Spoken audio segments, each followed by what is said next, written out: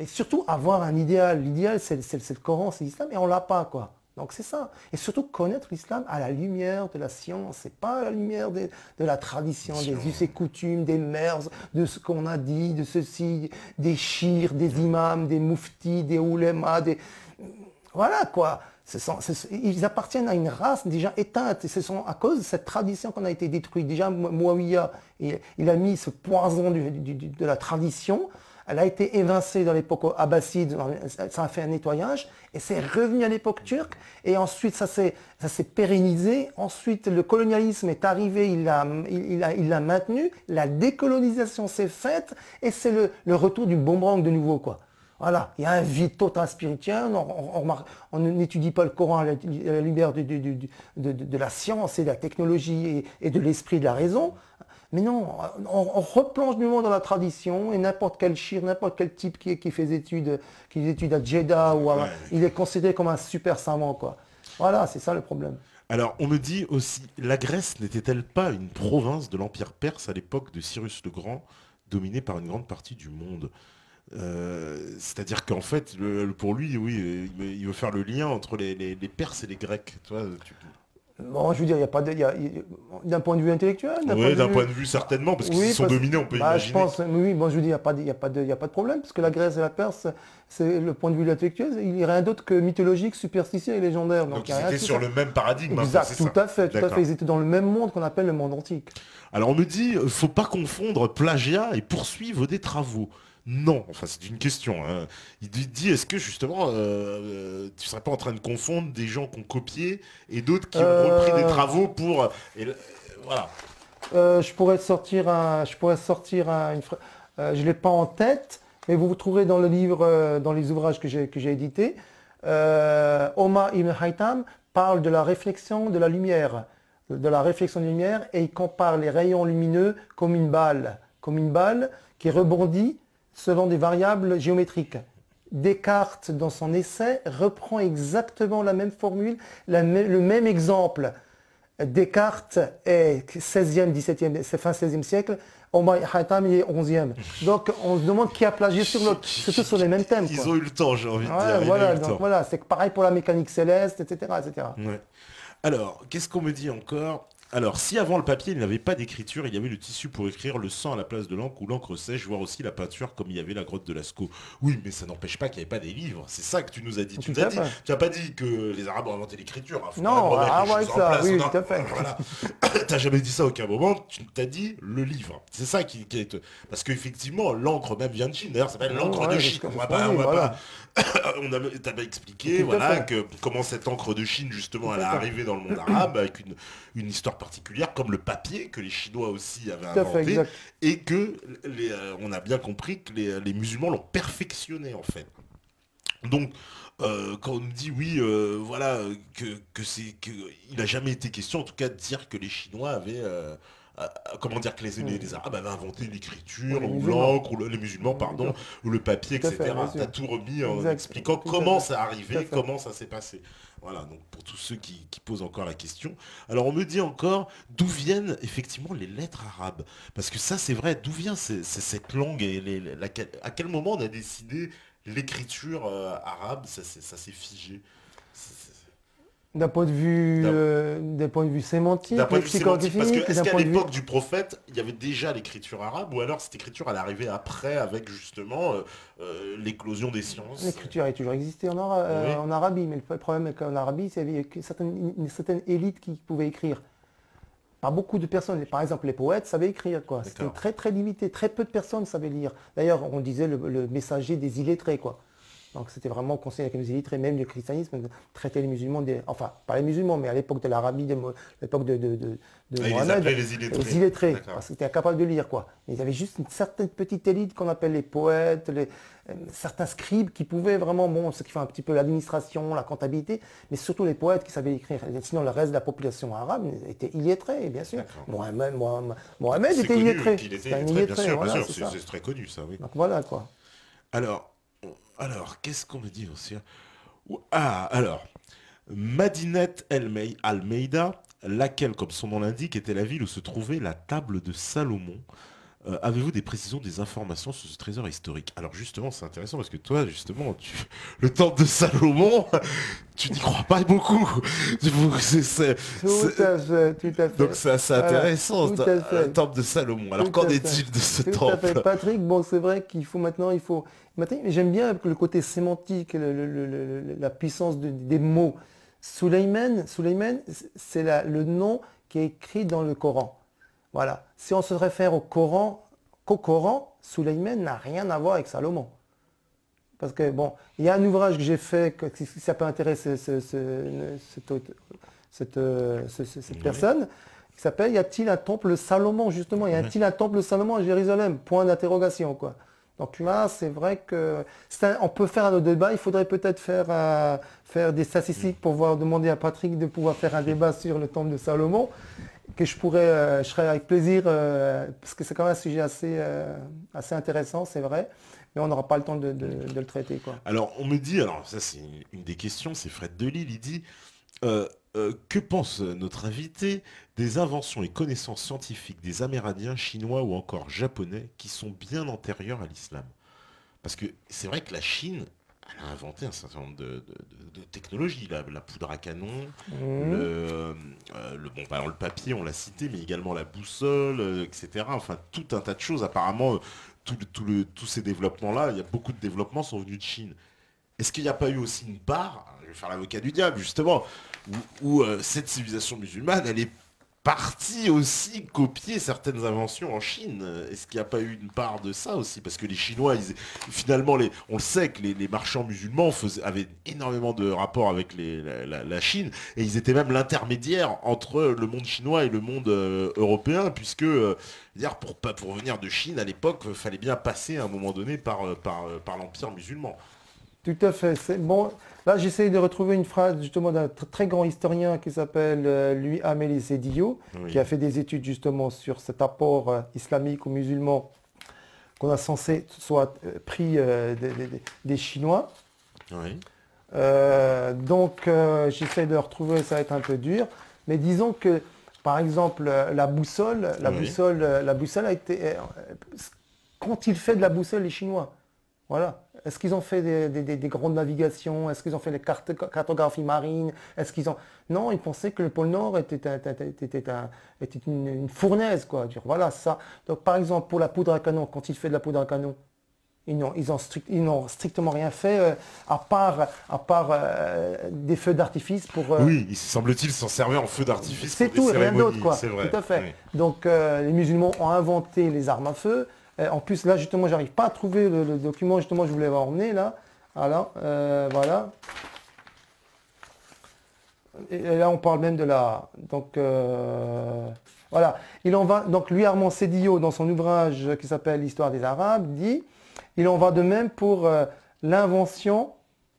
Là, il parle de l'horloge mécanique, mais là, il en va de même pour l'invention de la boussole et pour le papier.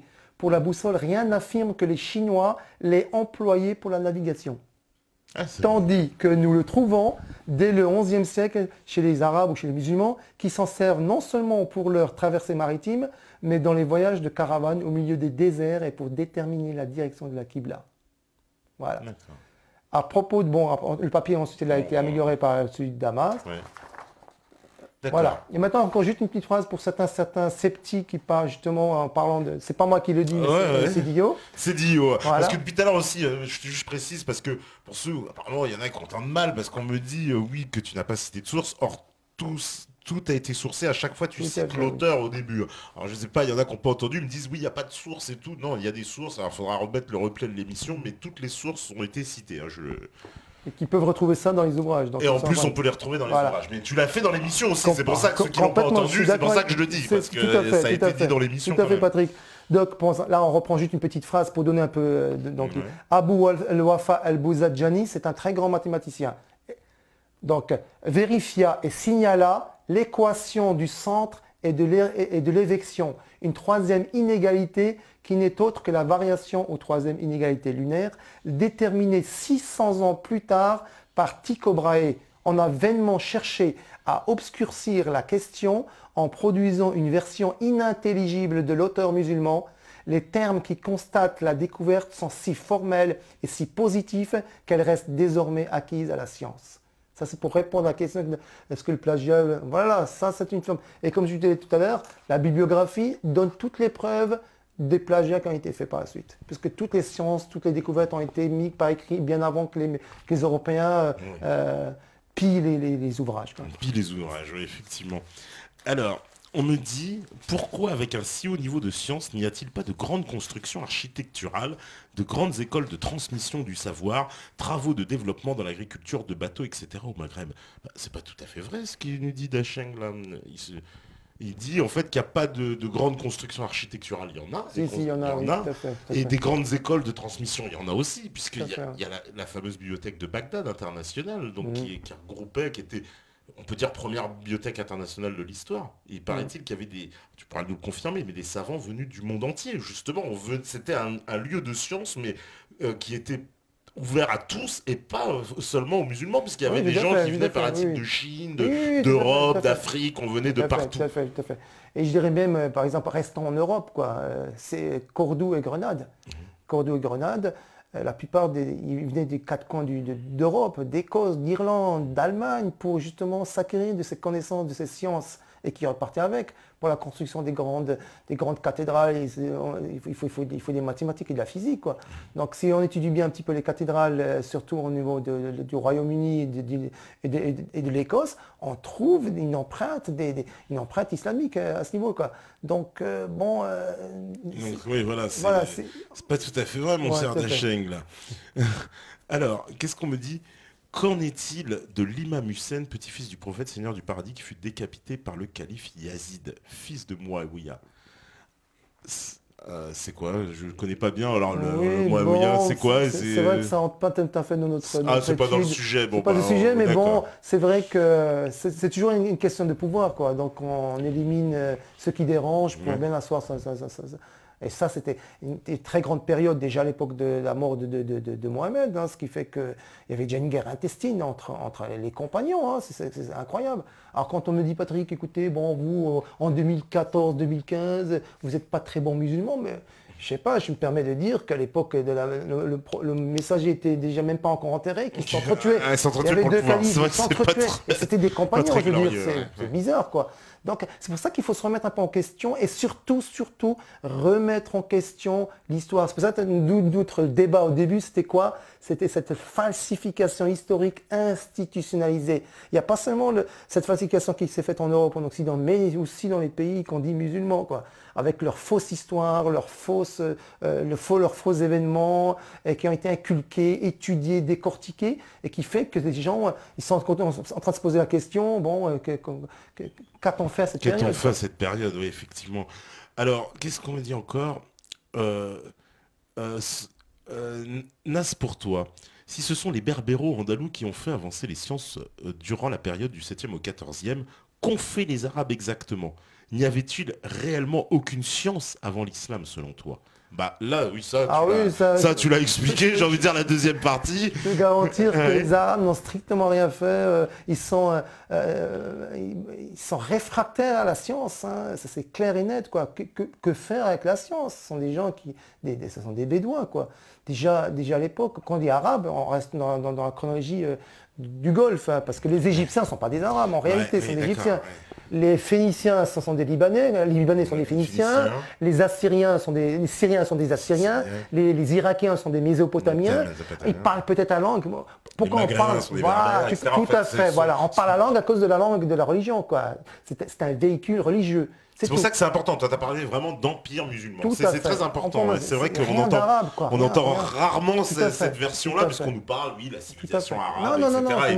Et toi, tu sépares bien les deux choses, quoi. Même les chiffres arabes, au fait. Les chiffres arabes ne sont pas arabes. C'est des chiffres qui ont été inventés par Al-Khalsadi au Xe siècle. Un mathématicien berbéro-andalou. Et c'est pas les Indiens, parce que moi j'ai entendu 100 fois cette version. C'est encore les chiffres indiens, avec la sunna, le vide, le zéro inventé, etc. Toi tu dis, faux, tout ça c'est les Arabes. Patrick, même la légitimité des chiffres, ils ont tout rejeté, tout refusé, même ça, quoi. Ouais, parce qu'on appelle ça les chiffres arabes de base, déjà, à la base. Mais on nous a expliqué, c'est une aberration, justement, on ne doit pas les appeler les chiffres arabes. Tu sais qui c'est qui les a introduits en Europe?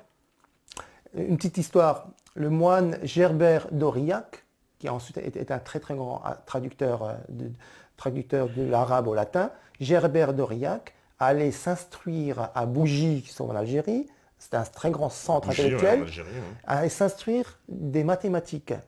Donc il a étudié les mathématiques.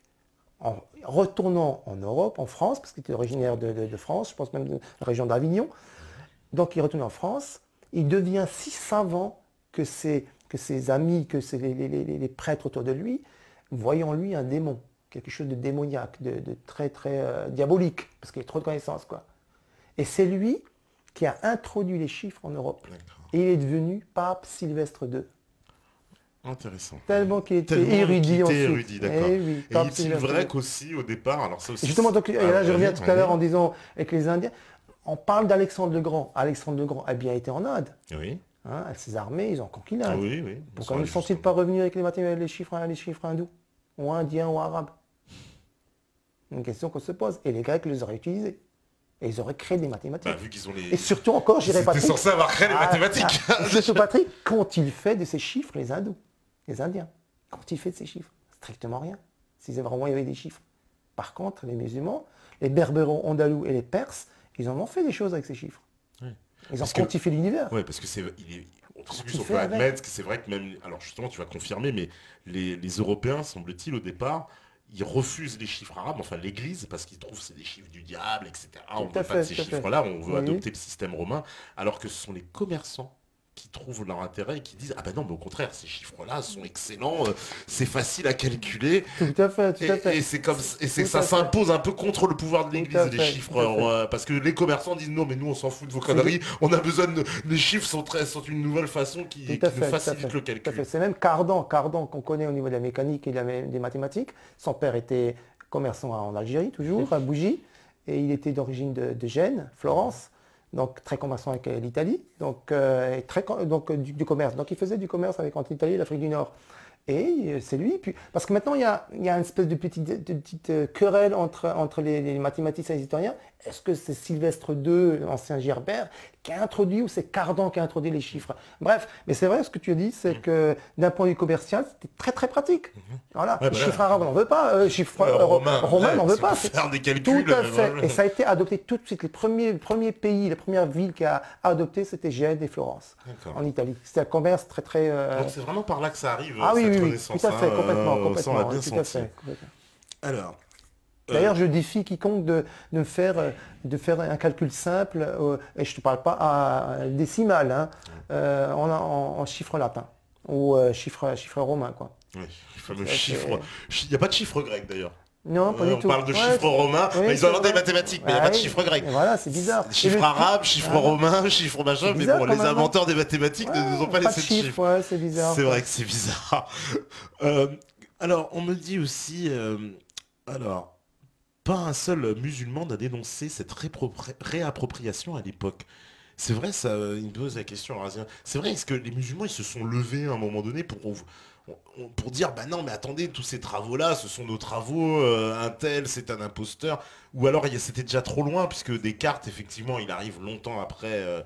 Il parle de l'époque certainement, alors il précise pas l'époque, justement. C'est ça, il précise pas. C'est contemporaine ou celle de l'époque? On ne sait pas de quelle époque il parle. Ouais. On peut supposer, alors on va supposer qu'il parle en tout cas, on va dire de l'époque de la Renaissance, puisque après avoir copié, quoi. Je pense pas que les musulmans étaient courants de quoi que ce soit à ce niveau-là. Ils s'en apercevaient pas. Non, pas du tout. Ouais. Premièrement parce que c'est déjà la langue, c'est écrit en latin, donc ils n'avaient aucune connaissance du latin. Deuxièmement, les livres qui circulaient sur des cartes, c'était des ouvrages en latin, quoi. Voilà. Ou en plus, si on appelle ça une langue véhiculaire ou vernaculaire, c'est tout ce qui est langue allemande, anglaise, etc. Et véhiculaire, c'est le latin, quoi. Donc, bon, ils n'avaient pas ça, ils n'avaient pas le droit. En plus, comme ils n'avaient pas le droit du tout d'avoir d'ouvrages imprimés. Ah oui, en plus, tu as la peine de mort si tu te fais... Donc, même aller vérifier, t'es dangereux finalement. Même le fait de comparer, tu fais prendre, tu finissais avec le truc juste pour avoir comparé. Tout à fait, tout à fait. Et ils ne pensaient pas dans leur logique qu'il y avait quelqu'un qui allait copier le travail, ils mettent son nom à la place de l'autre, quoi. C'est quelque chose d'impensable, quoi. Donc le copyright n'existait pas. Oui, parce qu'en plus, c'est indigne. Indigne à l'époque. Tout à fait, c'est ça. C'est comme si maintenant tu écris un livre et tu ne mets pas les références de la personne. Quoi. Ouais, voilà, Donc, oui. Donc, aujourd'hui, c'est plus, c'est du c'est plus plagiat, grillé, quoi. j'ai envie de dire, parce Voilà. qu'aujourd'hui, on serait grillé, mais à l'époque, c'est vrai qu'on peut imaginer, au XIIIe siècle, c'était dur de savoir que l'autre, il était en train de copier votre Descartes est en livre. France, Ouais, vas-y, voilà. voilà. Très compliqué, Ouais, effectivement. complètement. Alors, on me dit, qu'est-ce qu'on me dit encore? Euh, selon vous, grâce au rôle très important de transmission du savoir qu'a joué la civilisation islamique, on peut donc en déduire que grâce à l'islam, la connaissance actuelle est ce qu'elle est. Est-ce que ce serait votre conclusion? Justement, j'ai Euh, un petit schéma, là, elle tombe bien merveille celle-là, parce que je l'avais oublié celui-là. Voilà. Les grandes dates réelles de l'histoire des sciences, si, justement, Si l'islam n'était pas apparu. Voilà. Donc, en fait, il y aurait quoi? Il y aura le règne de l'Église. Bon, donc, il n'y a plus de Donc grec. avant, on est un peu dans Voilà, la on retrouve le même schéma, donc la plus de grec, mythologie puisque bon, grecque, voilà, ouais, il n'y a plus de savants grecs, ni Thalès, ni Pythagore, il n'y a aucun savant, aucun auteur grec, déjà. Ensuite, il y aurait quoi? Il n'y aurait ni de Pythagore, ni de Kepler, ni de Descartes, ni de quoi que ce soit, parce que ça aurait été le règne de l'Église. De sa naissance, c'est-à-dire avec Marcion de Sinope au IVe siècle après Jésus-Christ. Bon, là encore, c'est un autre phénomène, celui du judéo-christianisme, que ceux qui s'intéressent un peu à ça. Donc, c'est le règne de l'Église. Et ce sera le règne de l'Église jusqu'au XXIe siècle. Voilà, c'est ça, s'il n'y avait pas l'islam, il n'y aurait pas de période abbasside, et il n'y aurait pas de civilisation perso-berbéro-andalouse, donc il n'y aurait pas de renaissance, il n'y aurait pas de siècle de lumière, il n'y aurait pas d'époque industrielle, il n'y aurait pas de colonialisme. Voilà, ça serait le règne total de l'Église, de l'absolutisme et de l'obscurantisme, je dirais, entre guillemets, églysien, quoi. Alors, c'est vrai, il y a une question, on me dit, que pense l'invité de l'utilisation du nombre pi, du nombre d'or et du mètre par les Égyptiens ainsi que par les Mayas? Parce que il semble, alors en plus ça tombe bien, parce que demain on va recevoir Jacques Grimaud donc, sur les pyramides, et qui lui, justement, affirme dans son analyse que les Égyptiens avaient la connaissance du mètre et la connaissance, il dit même aiguisée des mathématiques. Toi, tu penses que c'est quoi? C'est impossible? Les Mayas aussi, on nous parle des Mayas. Bon, Parce que les Égyptiens, je sais que tu as une théorie particulière sur les pyramides. Si on commence à lâcher ça, je crois que c'est vrai, effectivement, on en a pour... Là, on finit jusqu'à 5 h du matin. Mais justement. Donc, bon, toi, tu parlais de pi. voilà, de pi. Ah bah voilà, ça tombe très bien. Ah bah voilà, Attends, parfait. pi. Donc, bon, justement, donc pi, c'est 0,5 fois 10 puissance moins 15 d'un point de vue décimal. Donc c'est pi, c'est 3,14 d'après ce qu'on connaît. Ouais. Donc, On a tous appris ça à l'école. Voilà, avec le petit tout à signe fait, et tout, tout à fait. etc. Il y a certains qui vont essayer de la géométriser entre guillemets. C'est-à-dire, ça ne sera pas d'un point de vue numéral, quoi. Il n'y aura pas de chiffre, il n'y aura pas de valeur à ce niveau, quoi. Et ils vont vous dire, bon, c'est vrai que d'un point de vue géométrique, avec certains... En fait, par rapport à des quadrats de cercle qui vont... En fait, bon, moi je me pose une question sans être un super doué de mathématiques. Je dis, mais pourquoi la lettre grecque pi représente un nombre? On l'attribue au mythique, d'après les mathématiciens, on l'attribue au mythique Archimède. Donc moins 287 à moins 212 avant Jésus-Christ. Donc comme je l'ai dit tout à l'heure, 75 ans. Encore un truc, un chiffre bizarre, quoi. Voilà. Alors que les chiffres alcasadiens et la numération décimale, Al-Qashi qui l'a fait au XIVe siècle, n'existaient pas, quoi. Pourquoi essayer de démontrer quelque chose de Maya, d'Inca, d'Aztèque, de Chinois, etc., avec des chiffres décimales alors qu'il n'y avait aucune notion des chiffres ni de... Ouais, mais il y avait quand même des mesures. Par exemple, sur la pyramide, on a pris des mesures qui existaient. On peut dire que oui, ça, ils étaient quand même très forts dans les mesures. On peut faire n'importe quoi avec l'être pi. On peut dire, je sais pas, même avec ton micro, je peux te dire... Ouais, tu peux trouver du pi partout. C'est comme la lettre phi. Alors, le nombre d'or, c'est pareil, c'est une escroquerie aussi. C'est pas une escroquerie, mais c'est quelque chose qui... c'est une valeur numérique... une valeur numérique. Bon, tu te demandes comment en fait ils sont arrivés à cette valeur numérique à l'époque, d'accord. Voilà, exactement ça. Donc on sait par exemple que voilà quoi, Al-Khalsadi, voilà. Donc au 9e siècle, Al-Khalsadi mort en 890 invente les chiffres al-Khalsadiens à 1, donc dans son corpus, hein, et donc là il développe. Al-Qashi lui fixe pi à 2 fois pi, c'est-à-dire Donc, Al-Kashi, le mathématicien, 14e siècle, c'est lui qui l'a valorisé, avec des chiffres. Qui a valorisé le nombre pi. Voilà, Al-Kashi. Mais alors, mais il existait déjà, s'il l'a valorisé, ou c'est lui qui... C'est ça que je C'est lui comprends. qui l'a valorisé, avec les chiffres. Donc il y avait un nombre qui n'était pas valorisé, enfin qui est une lettre. C'est une lettre, tout Une à fait, lettre. voilà. Et lui l'a valorisé, mais ça veut dire que quand même ceux qui l'avaient créé, on va dire cette lettre, ils avaient quand même dans l'idée qu'il y avait une valeur, alors non Mais c'est le hasard, je comprends pas. Mais justement, le problème, c'est que cette valeur qui a été créée, bon, est-ce que vraiment elle a été créée, quoi, cette période? Ah, ou alors c'est lui qui a créé la valeur, tu veux dire. C'est ça, c'est ça le problème, quoi. C'est pour ça que trouver les vestiges archéologiques de cette empreinte qu'on a, bon, puis par exemple au niveau mathématique, il n'y a aucune preuve de son existence, quoi. Par contre, si on trouve des cercles, par exemple, sur les temples mayas ou les pyramides en Égypte, on peut toujours extrapoler en pi. Dire, bon, voilà, ça peut être pi fois 2, etc., etc. On peut extrapoler n'importe quoi avec ça, quoi. Donc, c'est pas vraiment... Alors j'ai une autre question, voilà, parce que bon, on va arriver à la fin, c'est vrai qu'on a débordé, mais on comprendra. Il y a une question, c'est vrai, qui revient souvent, on me dit, qu'est-ce que vous pensez de la Bible et des autres livres avant? Est-ce que quoi, c'est tout faux, tout ce qui est avant le Coran? Il y a un ouvrage qui a été fait. En fait, vous posez toutes les questions. Bon, c'est vrai qu'il y a toujours un ouvrage qui a été fait sur ces questions, qu'on appelle qui s'appelle le judéo-christianisme, le mythe des mythes. Bon, voilà. À l'époque, j'avais fait un ouvrage qui s'appelle Les Contes des Mille et un mythes, et je retrace beaucoup le christianisme, le judaïsme et toutes les religions, qu'elles soient philosophiques, le taoïsme, le shinto, le bouddhisme, l'hindouisme, même certains comme le polythéisme, le manichéisme, etc., etc., quoi. Bon, c'est vrai qu'il y a beaucoup de choses qu'on a du mal à croire, quoi. Et qui sont anti-scientifiques, anti-logiques, anti-normales. Un texte qui est censé avoir été divulgué ou divulgué par une divinité, bon, il faut quand même un minimum de rationalité, quoi. C'est quelque chose de logique, sinon voilà, ça va pas. Alors, il y a aussi une question, j'en profite, c'est une question qui est souvent, enfin, c'est quelque chose qui est soit de l'ordre de la réalité, soit de l'ordre de la légende urbaine, tu vas nous confirmer ou infirmer. Dans le Coran, il semble qu'il est décrit les stades de l'embryon.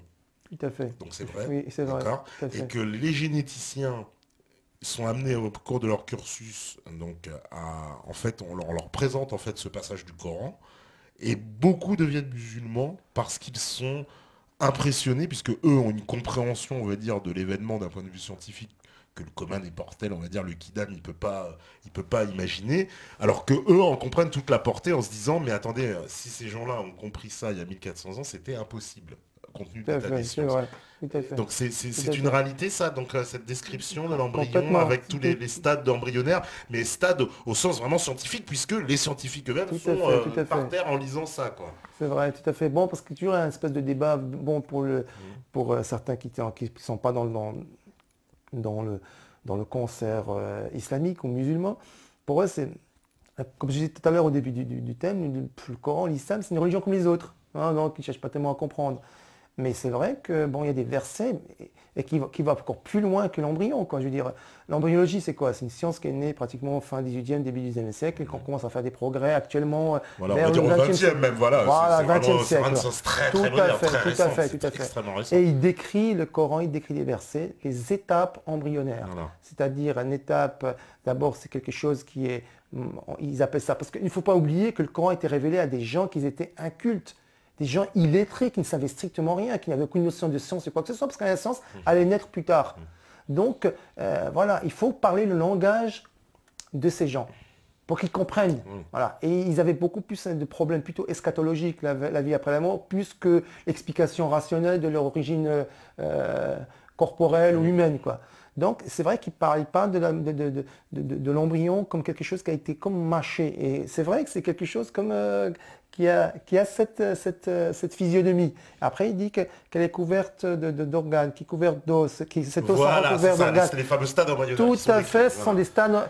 des stades embryonnaires. Qu'on Quoi. a pu observer qu'au Quand- moment des microscopes, parce que quand- avant l'invention du microscope, impossible d'observer, de Mais pouvoir observer. tout à fait, pas seulement au niveau l'évolution microscope, mais carrément intra-utérin. Quoi. Oui, Tu ne peux oui, pas oui. le voir tant Oui, que tu voilà. n'as pas l'échographie. Quoi. L'échographie, donc on Tout est à fait, voilà, au c'est XXe ça. siècle. Quoi. Je veux Tout dire, à fait, c'est tout à très fait, c'est compliqué. vrai. Et, il y a plein... Et là, ça donne un peu, c'est pour ça que certains ils se disent, oh, c'est extraordinaire, on se convertit. Pourquoi? Parce que ça donne le côté miraculeux que c'est pas un humain qui a écrit ce livre, que le Coran. C'est pas humain, c'est pas possible.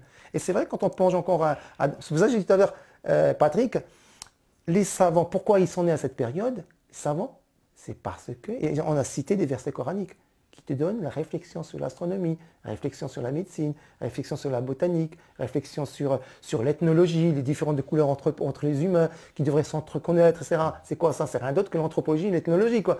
Donc, à toi, par l'intelligence, ton raisonnement, et tu as vu tous les versets qui disent qu'il faut que tu raisonnes, que tu réfléchis. Donc ça t'emmène à réfléchir, à créer les sciences.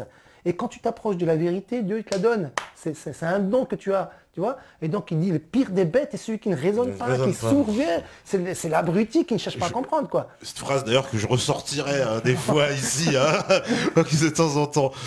Donc je vais reprendre, allez, une dernière question, parce que bon, j'ai vu qu'il y en avait vraiment, vraiment beaucoup, on pourra pas tout prendre.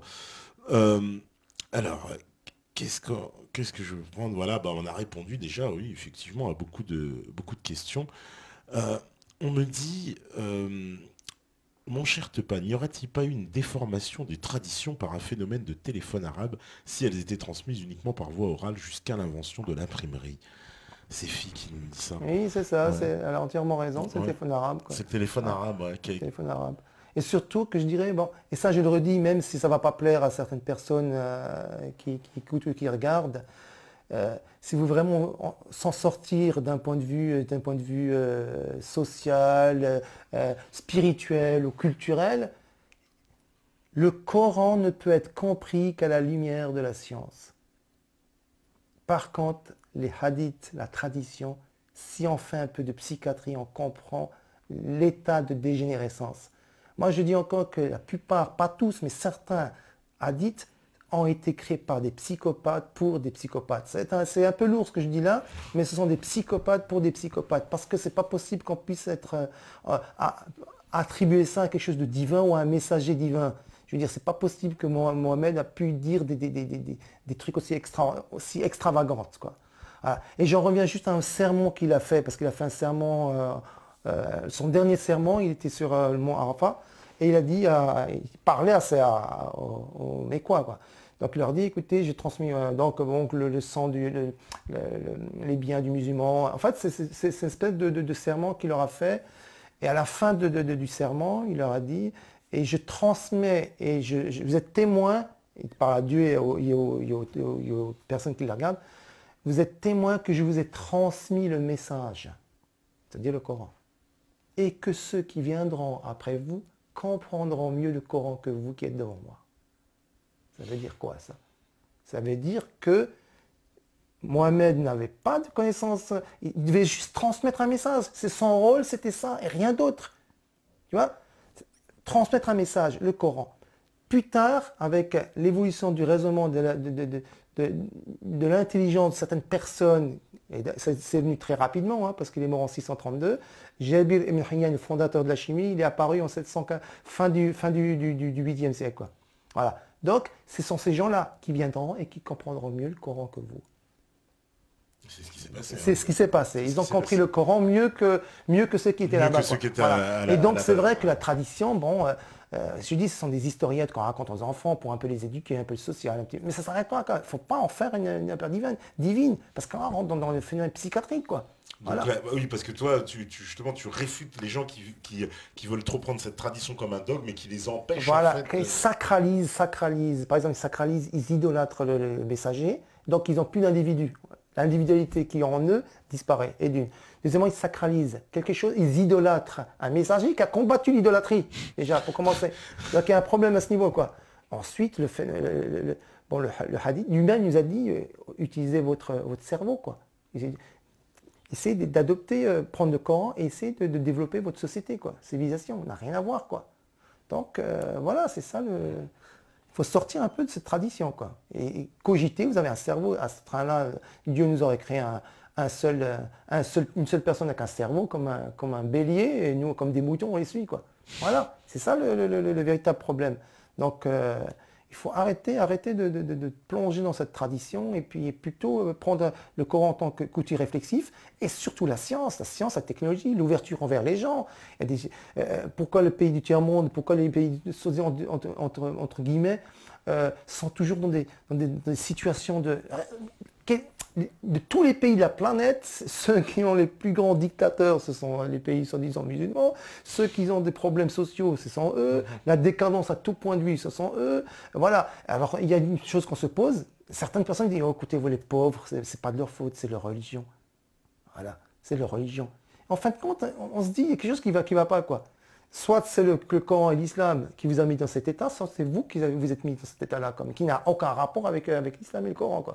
Et comme on a étudié bien le Coran, on a vu que c'était quelque chose de positif, puisqu'ils ont créé, le Coran, l'islam a créé la civilisation berbéro-andalouse, perso-berbéro-andalouse, qu'on appelle celle de la dynastie des Abbassides, qui a donné la Renaissance européenne, les siècles des Lumières et l'époque contemporaine. Voilà. Et là, je reviens juste à une petite phrase qui a été dite par un ministre, il n'y a pas longtemps, il y a 2 ans, je crois, à l'Assemblée nationale. Oui, l'islam, il y a un choc de civilisation avec l'islam, avec la République. C'est à la mode en ce moment. Je ne sais plus qui c'était ce gars-là, mais moi je dirais à ce gars-là que son ignorance est à l'image même de son pouvoir à l'Assemblée nationale, quoi. Plus il est grand, plus il est ignorant, cette personne. Voilà, je dis quand à la même période, quand les musulmans, quand Saïbi faisait l'opération de la cataracte avec une aiguille creuse, quand on faisait la chirurgie thoracique, quand il y avait l'éclairage public sur une centaine de kilomètres, je dis une centaine parce qu'il y en avait encore plus, quand on philosophait sur la mécanique céleste, je suis désolé, mais ses ancêtres à celui-là vivaient dans les forêts avec les loups, habillés en peau de bête, à gratter les racines pour se nourrir. Et il dit que nous n'avons pas de... Et il ose dire, oui, il y a un choc de civilisation, l'islam est contradictoire vis-à-vis de la République, mais quand tu commences à décortiquer un peu l'islam, mais mon ami, ta société actuelle, sans l'islam, elle n'existerait pas. Enfin, quand il dit la République, c'est peut-être la République maçonnique. À ce moment-là, il a peut-être raison. Ça, c'est vrai. Ça dépend dans quel sens on se place. Ça, c'est vrai. Non, mais c'est juste pour... voilà, quoi. Il faut arrêter de... Étudie avant de parler, de dire n'importe quoi, surtout avec un poste de responsabilité comme celui-là, quoi. Donc il faut réhabiliter quand même, pour toi c'est important quand même qu'on réhabilite l'origine de la science et les savants qui ont... voilà, donc voilà, Patrick, tu rentres dans un... J'ai oublié, mais tu me l'as fait rappeler à l'instant. Donc moi, c'est rendre hommage à ces savants. Moi, toi, je te pose une question, tu vas me répondre. Est-ce que, par tradition, on donne le nom d'un savant qui a participé à la société humaine. On donne le nom à un éponyme, par exemple à une rue, à un boulevard, à un institut, à une école, par exemple à une loi scientifique. Est-ce qu'il y a un nom d'un savant musulman en France, dans ces rues, dans la rue, dans un boulevard, dans un institut? Est-ce qu'on donne... Il y en a, mais latinisé. À Avicenne, on retrouve Avicenne quand même. Mais là, je suis pas tout à fait d'accord. Il y a l'hôpital Avicenne, oui. Il y a des hôpitaux... Attends, mais tu sais l'origine de cet hôpital Avicenne? Ah bah oui, c'est un hôpital musulman. Au départ, c'était un hôpital pendant les années, quand il y avait une espèce d'arrivage enfin, quand il y avait des Maghrébins en France. C'était pour mettre les musulmans, soigner les musulmans. Je sais, les Occidentaux ne voulaient Parce absolument que pas y c'était aller. un hôpital d'indigènes. Voilà, un hôpital d'indigènes. Et comme on fait. voulait faire un hôpital entièrement indigène, on a dit, pourquoi pas donner un nom indigène. Voilà. Et c'est pas par égard vis-à-vis d'Avicenne qui a écrit le canon de la médecine qui a servi d'ouvrage de référence européen pendant des siècles. Non, pas. Il n'y a aucun savant musulman. Je suis désolé, on donne des rues, par exemple, à l'avenue JFK, John Fitzgerald Kennedy, mais il n'y a pas à Khwarizmi. On donne des noms comme à Roosevelt, mais où est... Il y a une volonté, alors justement... une haine viscérale. La dernière question, justement, tu vas répondre sur ça. Est-ce qu'il y a une volonté, alors, dans ce cas en Europe, de faire oublier le rôle, on va dire, de tous ces savants musulmans dans cette science européenne qui, aujourd'hui, il faut bien le dire, Et les Européens s'en targuent en disant c'est nous qui avons inventé Voilà, ça, c'est ça. c'est nous qui avons inventé Tout à ça, fait. etc. Et qui est même la supériorité. Il y en a même qui se prennent pour des races supérieures grâce à ça. Voilà, c'est Donc, ça. donc C'est est-ce ça. que justement, c'est quoi? C'est une volonté des Européens d'avoir voulu oublier l'arabe? Le cacher, on va dire, hein, je C'est parle vulgairement. oui, tout à fait. Vraiment, c'est une volonté. Je vous dis, Patrick, l'islam, il est en contact. Par exemple, la France. La France, c'est la fille aînée de l'Église. N'oublie pas ça. L'Église a une puissance. Faut pas croire qu'elle a la laïcité en France. C'est un truc complètement bidon. C'est une tromperie parce que l'Église est toujours aussi puissante en France. Mais elle est dans l'ombre, dans les chancelleries. Elle est cachée, mais elle a son mot à dire. Au moins, certains pays comme l'Allemagne affirment bon, qu'ils sont religieux, quoi. Ici, non. Voilà. En Angleterre, c'est pareil, quoi. Mais là, une haine viscérale. C'est viscéral vis-à-vis du musulman et de l'islam. Ça, c'est quelque chose de... voilà, on n'a toujours pas compris. C'est certains qui disent, oui, bon, vous savez, dialogue islamo-chrétien, mais c'est un truc bidon, c'est pour t'endormir. Il t'anesthésie comme ça. Et un des phénomènes les plus extraordinaires, c'est, si elles reconnaissent, maintenant je parle par absurde, si maintenant elles reconnaissent que les musulmans de l'islam classique ont inventé et que eux, ça a donné, ça, s'ils admettent qu'ils ont inventé ça, c'est qu'ils admettent que la Renaissance, ça provient d'eux. La Renaissance. Mais les grands historiens l'admettent, ça, non? Moi, je l'ai déjà entendu, Oui, mais c'est très certains rare, historiens c'est pas- qui mais disent enseigne-le. Alors, la civilisation musulmane a donné le punch qui a fait redonner la Renaissance en mais Europe. mais parce que Alors, c'était des copies. maintenant, ils vont pas aussi loin que toi avec Voilà. l'histoire des Grecs Voilà, et tout. c'est Ça, c'est des vrai. copies, C'est vrai. des C'est la copies, première des fois que copies. j'entends cette Voilà. version. Alors, Mais bon. si vraiment il y a une reconnaissance, donnez des noms, alors, vas-y, des noms de rues, des instituts, donnez des lois scientifiques, par exemple. Voilà. Par exemple, je sais pas moi, la loi Snell, pourquoi tu l'appelles pas loi Lazen ou Omar Ibn Khattab, pourquoi tu latinises? Laisse le nom tel qu'il est. Il s'appelle comme ça. Qu'est-ce que tu veux latiniser un mot? Moi, je sais pas, Patrick, ça va être Patrick dans n'importe quelle langue. Voilà. Je veux dire, pourquoi tu veux t'appeler Patrick un autre nom? Donc, voilà. Donc, la falsification nominale est quelque chose de très, très ancré dans l'Église. Et donc, si elle reconnaît, donc, je reviens à cet effet, si elle reconnaît que les savants musulmans ont créé la science, et que eux, c'était des plagiaires ou des copistes, c'est reconnaître que la Renaissance ne pouvait pas se faire sans eux. D'accord. Et ensuite, c'est reconnaître qu'il y a voilà. des origines, on va Voilà. dire, musulmanes Voilà, dans tout à la fait. civilisation européenne. Tout quoi. à fait, tout à fait. Et si on reconnaît que justement donc cet apport, on reconnaît la religion islamique comme une religion qui a été révélée. Et c'est des choses qu'on ne veut absolument pas faire parce qu'elle est antinomique par rapport à la pensée ecclésiastique, à la pensée de l'Église. L'Église a une haine viscérale et elle le maintient encore. Elle ne reconnaîtra jamais. On connaîtra. Ouais. Elle ne reconnaîtra jamais l'islam en tant qu'un mode de vie, que c'est un mode de vie qui a donné naissance à l'Occident. Voilà, c'est ça. Qui a donné naissance à l'Occident. Et ça, c'est quelque chose... voilà. C'est sûr à avaler. Quoi. Ah non, voilà. Donc, bah, en tout cas, merci Nas, merci beaucoup d'être venu. Puis je pense qu'on aura l'occasion de te revoir parce que c'est vrai qu'il y a pas mal de sujets à creuser. Moi, ça me fait plaisir, Patrick. Si tu as des ben, sujets qui t'intéressent là-dedans dans ces ouvrages, je ferais plaisir de venir assister, de te voir et de discuter un peu de...